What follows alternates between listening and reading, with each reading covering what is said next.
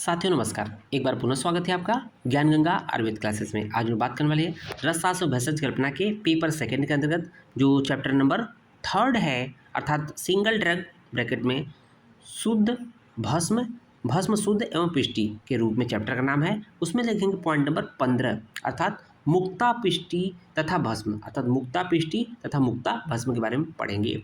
तो जानते हैं कि प्रोबेबल मोड ऑफ एक्शन जो मुक्ता पिष्टि या मुक्ता भस्म होता है, कैल्शियम कार्बोनेट रिच कंटेंट होता है इसमें। ठीक है, तो देखेंगे मुक्ता जो है कसाय, मधुर तथा शीतवीर्य होती है। ध्यान दीजिएगा, मुक्ता कैसी होती है? कसाय होती है, मधुर रस होती है, शीतवीर्य होती है। ठीक है, यह अग्निमांद को दूर करती है, बढ़े हुए वात पित्त को शमन करती है।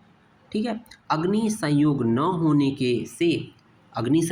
न होने से मुक्ता पिष्टि भस्म से अधिक सौम्य होती है।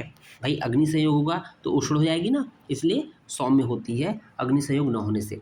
मुक्ता पिष्टि पित्त शामक होने से अत्यंत क्रोध, दाह, अम्लपित्त आदि को दूर करती है। केमिकल कंपोजिशन की बात कर लेते हैं। स्टडी शोज दैट द रा मुक्ता पिष्टि इज मीन्स कच्ची जो मुक्ता पिष्टि होती है is calcium carbonate in aragonite form while mukta bhasma, ध्यान दीजिएगा, मुक्ता पिष्टि जो होती है कैल्शियम कार्बोनेट होती है, इन एरागोनाइट फॉर्म होती है। While the mukta bhasma is calcium carbonate in calcite form, ये कैल्साइड फॉर्म होती है मुक्ता भस्म में। EDAX study shows that the percentage of calcium was 37.51 in purified mukta, whereas in the bhasm अर्थात मुक्ता भस्म it was 46.32%. From this study it is assumed that mukta pishti which is prepared by giving bhavna to the sodhit mukta may contain calcium similar to sodhit mukta which is having low percentage of calcium in comparison to mukta bhasm. Both of these having different form of calcium carbonate means जो भी मुक्ता पिष्टि एवं मुक्ता भस्म में calcium carbonate अलग अलग farm में पाए जाते हैं। अब देख लेते हैं फार्माकोडायनेमिक्स एंड फार्माकोकाइनेटिक्स। ठीक है, मुक्ता पिष्टि अर्थात मुक्ता मीन्स मोती, मधुर रस तथा अत्यंत शीतवीर्य एवं अग्निदीपक द्रव्य है जिसके द्वारा यह शरीरगत वृद्ध, वात एवं पित्त को शांत करती है। अब देख लेते हैं कि एक्चुअली ये मुक्ता जो होती है कैल्शियम कार्बोनेट या कैल्शियम रिच कंटेंट होती है, तो एब्जॉर्प्शन ऑफ कैल्शियम के बारे में थोड़ा जान लेते हैं। देखिए, calcium carbonate and calcium citrate are the two most common forms of calcium in supplement means जो हम लोग मेडिसिन लेते हैं, चाहे आयुर्वेदिक मेडिसिन हो चाहे एलोपैथिक मेडिसिन, तो हम लोग देखते हैं एलोपैथिक मेडिसिन में जो कैल्शियम के टेबलेट होते हैं वो कैल्शियम कार्बोनेट फार्म होती है, कैल्शियम सिट्रेट फार्म होती है। ठीक है, दो मोस्ट ये कॉमन यूज है जो सप्लीमेंट के रूप में होते हैं, मतलब कि दवा के रूप में। Peoples having low level of stomach acid means ऐसे व्यक्ति जिनमें जो एसिड जो निकलता है पाचन के लिए स्टमक में वो कम हो, तो solubility rate of calcium carbonate is lower, तब लोअर होता है। ठीक है ना, अगर उसमें स्टमक एसिड कम निकल रहा है तो उसमें सॉल्युबिलिटी जो होती है कैल्शियम कार्बोनेट की कम होती है, lower, leading the reduction of absorption, जिसकी वजह से कैल्शियम का एब्जॉर्प्शन कम हो जाता है।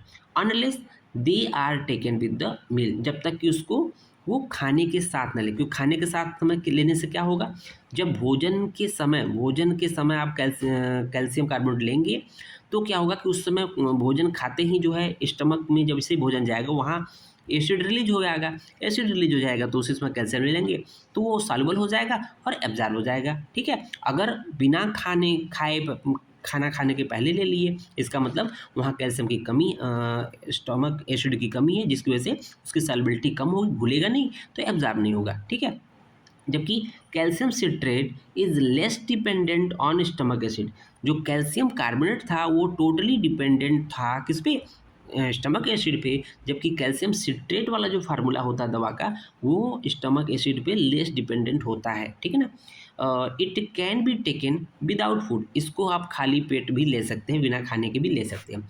इन general absorption of calcium supplement, जो कैल्शियम सप्लीमेंट का जो एब्जॉर्प्शन होता है is greater when they are taken with food, खाने के साथ जब लेंगे उसका एब्जॉर्प्शन बेहतर होगा। क्यों होगा? क्योंकि उस समय जो आपका एसिड फूड, गैस्ट्रिक फूड होता है, स्टमक फूड एसिड होता है, वो क्या करेगा, जो कैल्शियम कार्बोनेट हो या जो भी जो कैल्शियम कंटेंट है उसको घोल देगा तो उसका एब्जॉर्प्शन अच्छे से हो जाएगा। कैल्शियम एब्जॉर्प्शन मीन्स कि is greater when they are taken with food. Calcium absorption also depend upon source of calcium.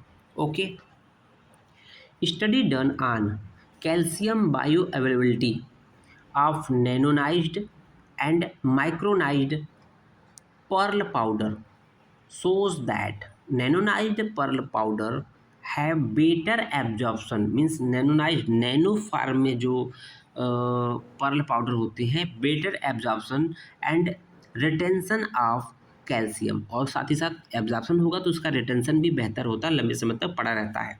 It is also concluded that pearl powder is beneficial source of calcium. Okay, theoretic property देख लेते हैं। तो जीर्ण ज्वरम प्रशमनम, जीर्ण ज्वर का नाश करता है। तो अस्थि दंत विवर्धनम, अस्थि और दंत को बढ़ाने वाला होता है। हृदय होता है, मेहहर प्रमेह का नाश करता है। मेध्य होता है, बुद्धि को बढ़ाने वाला होता है। दंतोद्भेद ज्वरापहम, दांत जब बच्चों के निकलते हैं उसमें जो फीवर आता है वो उस दौरान फीवर को शांत करता है कैल्शियम। ठीक है, अवस्थानुसार प्रयोग देख लेते हैं। मुक्ता भस्म को रस सिंदूर के साथ सेवन करने से बच्चों में दांत निकलने के समय होने वाले ज्वर को शीघ्र ही लाभ मिलता है।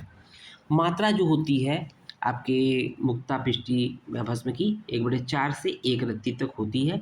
अनुपान जो होता है शहद होता है। सेवन काल दिन में 2 बार सेवन करते हैं। काल मर्यादा की बात कर लेते हैं तो मुक्ता भस्म में प्रवाल भस्म शुद्ध पारद तथा शुद्ध गंधक के साथ मिलाकर विजौरा नींबू से मर्दन कर लघुपुट देकर भस्म निर्मित करते हैं। इस भस्म की 2 रत्ती मात्रा को 1 महीने तक सेवन करने से राजस्वा में आराम मिलता है या लाभ मिलता है।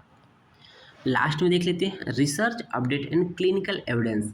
तो देखेंगे study done by Nanda Ruchika at all using रक्तचाप हर योग, मीन्स हाइपरटेंसिव एंटी हाइपरटेंसिव योग यूज करिए। तो कॉम्बिनेशन ऑफ, जो कि कॉम्बिनेशन किसका है, रक्तचाप हर योग किसका कॉम्बिनेशन है, सर्पगंधा, शंखपुष्पी, जटामांसी, जहर मोहरा खटाईवटी, मोतीपिष्टी एवं रससिंदूर in the patients of essential hypertensive.